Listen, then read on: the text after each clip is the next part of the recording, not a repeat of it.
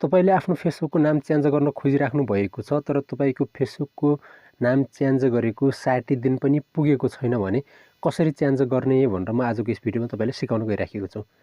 तपाईको फेसबुकको नेम एकचोटी चेन्ज गरिसके भन्दापछि सेकेन्ड टाइम चेन्ज गर्नको लागि 60 दिन कुर्नुपर्छ। तर तपाईले त्यो अगावै पनि चेन्ज गर्न सक्नुहुन्छ। त्यो तरिका आजको म यस भिडियोमा तपाईहरुलाई सिकाउने छु। सबैभन्दा पहिले आफ्नो प्रोफाइलमा गइसक्यो भन्दापछि यहाँको यो तीनवटा ड्याशहरु जुन छ यसमा क्लिक गर्नु होला। त्यसभन्दा सेटिङ एन्ड प्राइभेसीमा क्लिक गर्नु होला। सेटिङ एन्ड प्राइभेसीमा क्लिक गरिसक्यो भन्दापछि यहाँ तपाईले देखिराख्नु भएको छ सेटिङ भन्ने अप्सन छ, यसमा क्लिक गर्नु होला। सेटिङ अप्सनमा क्लिक गरिसक्यो भन्दापछि यहाँ देखिसक्नु भएको छ यस्तो किसिमको इन्टरफेस खुल्छ। यहाँ see more in your account centre भनेको छ। यसमा तपाईले प्रोफाइल एन्ड पर्सनल डिटेल भन्ने छ, यहाँ क्लिक गर्नुभयो भने यहाँ आफ्नो प्रोफाइलमा क्लिक गर्नुभयो भने यहाँ के हुन्छ त नेम चेन्ज भन्ने आउँछ। यहाँ देखिराख्नु भएको छ नेम चेन्ज भन्ने आइराखेको छ। माथि के भनेको छ त लास्ट 60 डेज पुग्नु पर्ने हुन्छ नाम चेन्ज गर्नको लागि। तर कसैको 60 डेज भन्दा बढी भइसकेको छ तर पनि नाम चेन्ज भइराखेको छैन भने आजको यस भिडियोबाट तपाईले आफ्नो नाम चेन्ज गर्न सक्नुहुन्छ।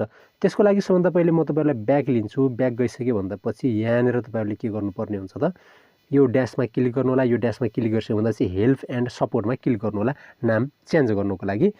हेल्प एन्ड सपोर्टमा क्लिक गरिसक्यो भन्दापछि सपोर्टमा क्लिक गर्नु होला। सपोर्टमा क्लिक गरिसक्यो भन्दापछि यहाँ यस्तो किसिमको इन्टरफेस खुल्छ। यहाँ सर्च भन्ने बार छ, यसमा क्लिक गर्नु होला। यहाँ तपाईहरुले लेख्नुपर्ने हुन्छ फेसबुक नेम चेन्ज भनेर लेख्नु होला। फेसबुक नेम चेन्ज भनेर लेखिसक्यो भन्दापछि सर्च बारमा क्लिक गर्नु होला। सर्च बारमा क्लिक गरिसक्यो भन्दापछि यस्तो किसिमको इन्टरफेस खुल्छ। यहाँ देखिराख्नु भएको होला how to change your name on Facebook भनेको छ, यसमा क्लिक गर्नु होला।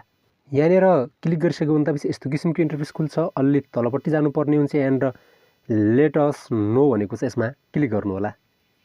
यहाँ तपाईले देखिसक्नु भएको छ तपाईले आफ्नो फेसबुकको नाम चेन्ज गर्नको लागि चेन्ज योर नेम भनेको चाहिँ यहाँ तपाईले न्यू फर्स्ट नेम लेख्नु पर्ने हुन्छ।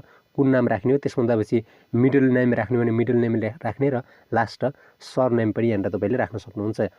यहाँ तपाईहरुले नाम लेखिसक्यो भन्दापछि अलि तल जानुपर्ने हुन्छ। र योर डकुमेन्ट्स भनेको छ, यसमा क्लिक गर्नुभयो भने तपाई आफ्नो ग्यालेरीमा पुग्नुहुन्छ। त्यहाँ ग्यालेरीमा तपाईले आफ्नो नागरिकताको तपाईको अगाडिपट्टिको जुन भाग हुन्छ त्यसलाई सिलेक्ट गर्नु होला। त्यसलाई सिलेक्ट गरिसक्यो भन्दा चाहिँ अपलोड भइसक्छ। त्यसभन्दापछि कन्ट्याक्ट इमेल एड्रेस भनेको छ तपाईले जुन फेसबुक आइडी जुन तपाईले जिमेल आइडीबाट बनाउनु भएको छ त्यहाँ एड गर्नु भएको छ त्यो जिमेल आइडी यहाँ राख्नु होला। र त्यसमा सिधै के हुनेछ त मेल आउनेछ तपाईको नाम चेन्ज भइसक्यो। त्यसभन्दापछि सेन्डमा क्लिक गर्नु होला। किनभने मैले नाम चेन्ज गरिसकेको छु त्यही भएर म यहाँ केही पनि गर्दैन अहिले। यहाँ तपाईले देख्न सक्नुहुन्छ आफ्नो नाम लेख्नु होला। सुरुको नाम के लेख्ने हो यहाँ त्यसभन्दा चाहिँ आफ्नो लास्ट नाम लेख्नु होला। अब तपाईहरु के लेख्नुहुन्छ त्यो सबै लेखिसक्यो भन्दापछि चुज योर फाइलमा क्लिक गर्नुभयो भने यस्तो किसिमको इन्टरफेस खुल्छ। यहाँ तपाईले आफ्नो नागरिकताको अगाडिको भागलाई चुज गर्नुपर्ने हुन्छ। यसरी सिलेक्ट गरेर तपाईले चुज गर्नु होला। एडमा क्लिक गर्नु होला। एडमा क्लिक गरिसक्यो भने चाहिँ यहाँ आफ्नो इमेल एड्रेस हालेर सेन्ड अप्सनमा क्लिक गर्नु होला। म अहिले केही पनि गर्दिन किनभने मैले आफ्नो नाम चेन्ज गरिसकेको छु।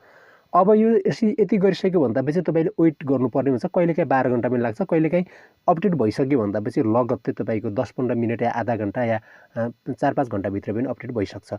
साथीहरु तपाईले यसरी आफ्नो फेसबुकको नाम 60 दिन नपुग्दै चेन्ज गर्न सक्नुहुन्छ। यदि तपाईको 60 दिन पुगिसकेर पनि तपाईको फेसबुक नाम चेन्ज भइराखेको छैन भने यो तरिकाले तपाईले अपनाएर चेन्ज गर्नु होला। यदि चेन्ज भएन भने मलाई कमेन्ट लेख्नु होला। साथीहरु यदि चेन्ज भएछ भने तपाईले चाहिँ फेरि पनि कमेन्ट लेख्न सक्नुहुन्छ।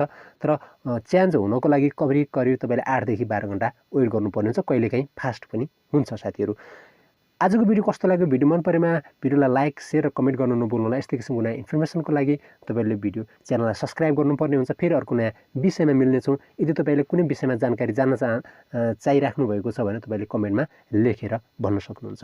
धन्यवाद।